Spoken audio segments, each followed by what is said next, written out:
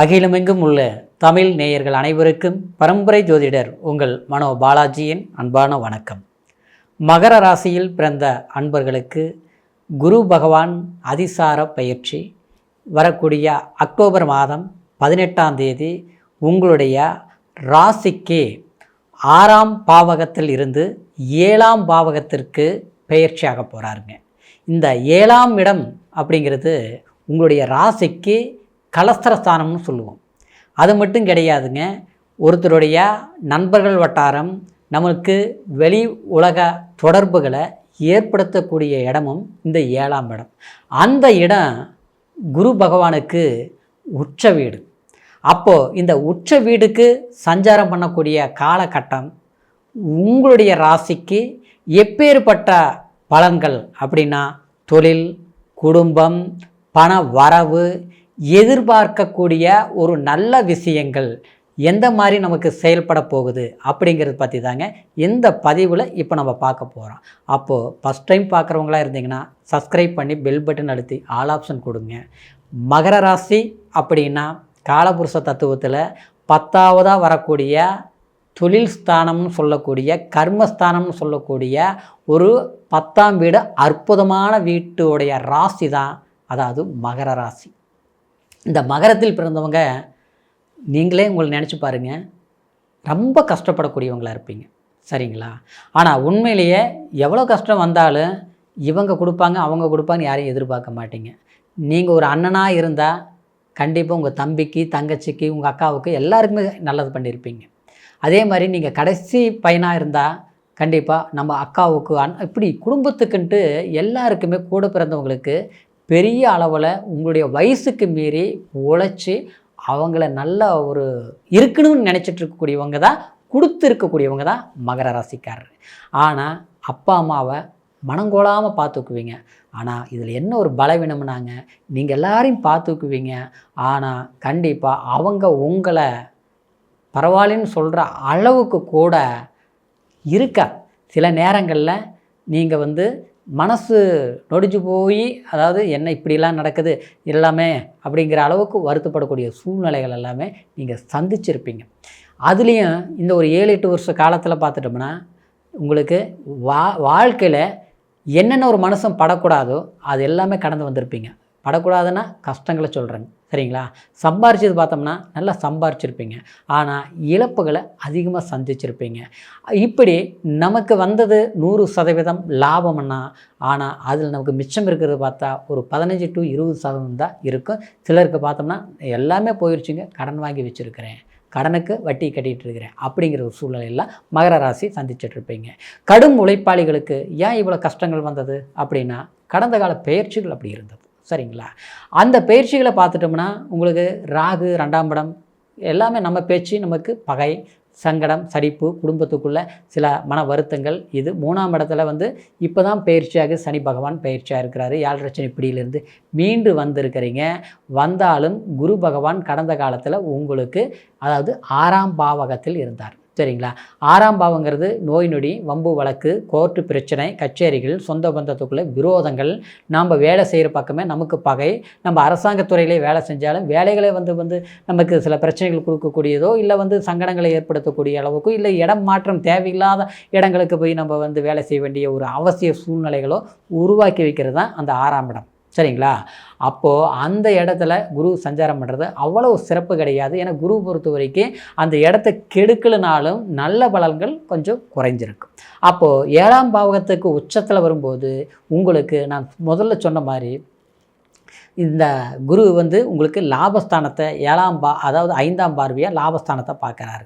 அப்போது 7இல் இருக்கக்கூடிய குரு உங்களுக்கு மற்றவங்களால நன்மைகள் கண்டிப்பாக உண்டாக்கும். அது உச்ச குரு. அதிசார பயிற்சியாக இருந்தாலும் இந்த காலகட்டம் டிசம்பர் 5ஆம் தேதி வரைக்குமே இந்த ஒரு 47 நாளும் இந்த 7ஆம் இடத்துல குரு இருக்கிறது பெரிய பாக்கியம். அப்போது வீட்டில்னா, அதாவது நம்மளுடைய கூட பிறந்தவங்களுக்கோ இல்லை நம்மளுடைய வாரிசுகளுக்கோ ஒரு நல்ல விசேஷங்கள் பண்ணுவீங்க.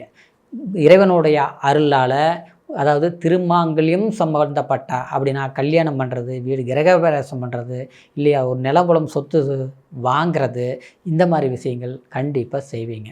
ஆனால் பிரச்சனையோடு இருக்கிறேங்க, எதை பண்ண முடியுமா? பிரச்சனைகளுக்கு உங்களுக்கு தீர்வு ஏற்படும். நான் சொல்கிறது என்னங்க, இந்த குரு 7ஆம் இடம் உச்சம் பெறும்போது உங்கள் ராசியை பார்க்குறாரு இல்லைங்களா? அப்போ 7ஆம் இடம் உங்கள் ராசியை பார்க்கும்போது அது ஒரு பாக்கியம். தனக்கு ஒரு நெகட்டிவ் எனர்ஜி அப்படின்னு சொல்லக்கூடிய என்னவோ தெரியலைங்க, ஏதோ தெரியலைங்க, எல்லாமே கைவிட்டு போன மாதிரி இருக்குது, வாழ்க்கை வெறுத்து போன மாதிரி இருக்குது, அந்த மாதிரி ஒரு மனநிலையில் இருப்பீங்க. ஏன்னா நம்பிக்கை துரோகங்கள் சந்திக்கக்கூடாது, சரிங்களா? ஆனால் அந்த துரோகங்கள் நீங்கள் சந்திச்சிட்டிங்க. எப்படின்னா, நாங்கள் யார் மேலே ஒரு உயிருக்கு உயிராக ஒரு பற்றுதல் வச்சுங்க, அன்பு வச்சுங்க, இவங்க தான் வாழ்க்கை அப்படின்னு தேடி வந்தது, புரியுங்களா? ஆனால் ஒரு கட்டத்தில் பார்த்தோம்னா நீங்கள் விரும்பும்போது நிலைக்காமல் விலகி போயிடுச்சு. விலகி போகும்போது இது ஒத்து வருமா, ஒத்து வராதா, இல்லை இது இப்படியே கண்டினியூ ஆகிட்டே போயிடுமா, அதாவது மறக்கவும் முடியல, அதாவது நினைக்காமல் இருக்கவும் முடியல, ஆனால் நெருங்கி போகவும் முடியலைங்கிற போது எப்படி இருக்கும்? அந்த மாதிரி ஒரு சூழ்நிலைகளை சந்திச்சிருப்பீங்க. இது வெளி உலகத்துக்கு நீங்கள் உங்களுடைய விஷயங்களை வெளிப்படுத்த முடியாது.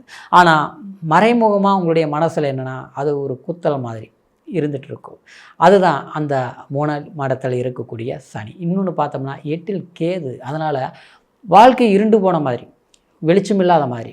ஏன்னா குருவும் 6ஆம் இடத்துல மறைஞ்சிருச்சு, இப்போ கேது பார்த்தா 8ஆம் இடம். இது கடந்த காலத்தில் இப்படி இருந்தது. இந்த ஒரு சூழ்நிலையில் அதாவது எல்லாமே நமக்கு அறிவு இருக்குது, ஆற்றல் இருக்குது, புத்தி திறமை எல்லாமே இருக்குது, அடுத்தவங்களுக்கு ஐடியா சொல்கிற அளவுக்கு ஒரு வளமான திறமைசாலிங்க.